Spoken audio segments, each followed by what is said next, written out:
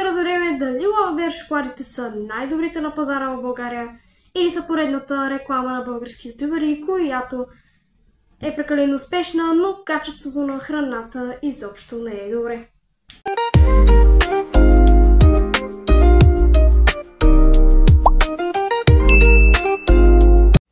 Здравейте, скъпи приятели! Аз съм Ванко и добре дошли в новото ми видео, което е за първи път от почти 10 месеца. Извинявам се, че не съм качвал, но ето ме отново. Така, днеска ще опитаме най-великото нещо трендинг в момента. Лавабер шоколада! Така, време е днеска да го пробваме и да видим става ли за нещо или става за нищо. Така, но преди това, моля ви се, абонирайте се за канала с камбанката, оставете лайк на това видео, пишете коментари, какво още? Последвайте ме в Viber канала, последвайте ме в YouTube, последвайте ме навсякъде, лайкайте видеята и нека да започваме. Преди да започнем това видео обаче, това е Лавабер.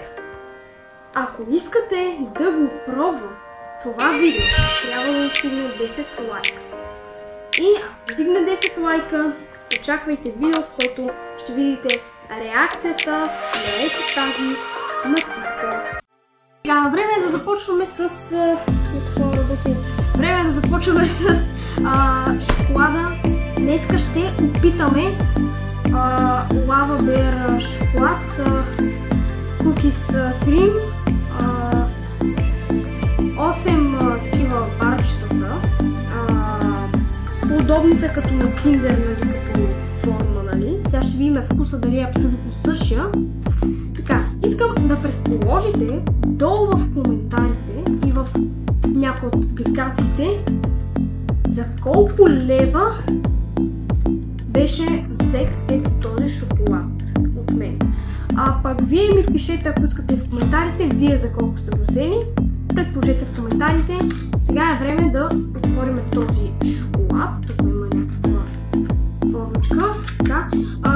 Между другото, забравих да проверим какво пише отзаде. Така, енергийна стойност 2236, 534, мазнини 32 грама, наситени масни киселини 17,9, въглехидрати 56, от които захар 52,8, белтъци има и сол.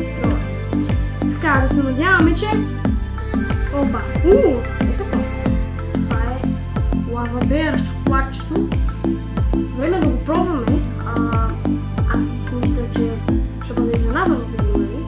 Високи очаквания съм, да видим. Така, отваряме Лавабер шоколадчето.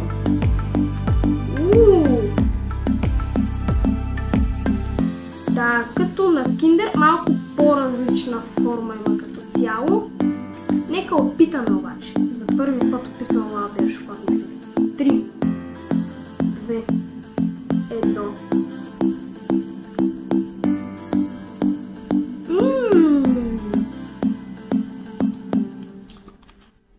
Вкусно е, между другото.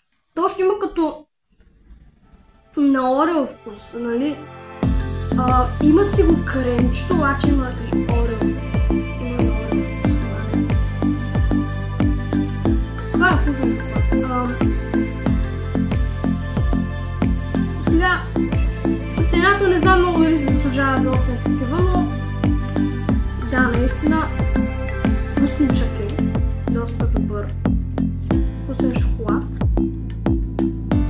Да. Сега има си вкус на киндер, нали, като цяло, но да, отгоре се намират самите бисквитки като цяло. Вкусен е. Би го взел, нали, като цяло. Упаковката няма какво да коментираме, тя е много добра наистина като цяло. Да.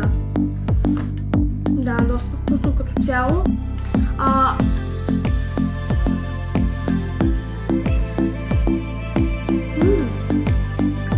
искате да пробвате на камерата снима.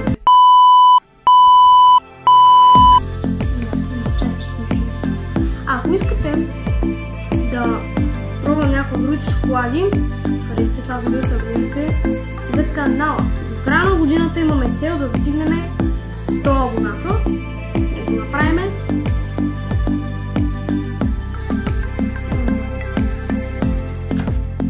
Добре, този шоколад е наистина уникален. Добре.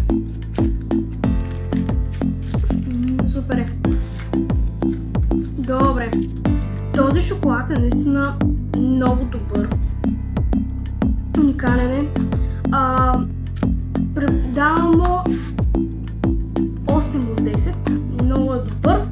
Просто проблемът е, че цената ми е малко в повече за 8 такива. Като имайте на предвид 8 такива барчета на Kinder, примерно струва 4 лева. А пък Lava Bear няма да кажа, защото ти трябва да приложи такова за пълно лев. Може естествено да имаме на по-ниски цени в местата, но да.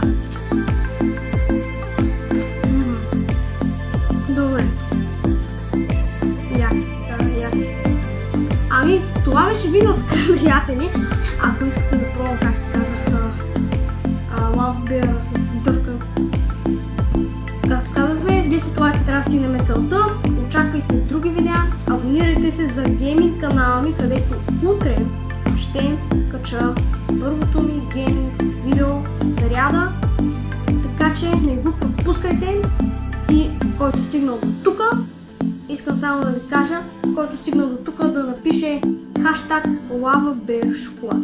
Нека го напише, тогава ще знам кой от вас е достигнал до края на самото видео. Благодаря, скъпи приятели, чао и до скоро!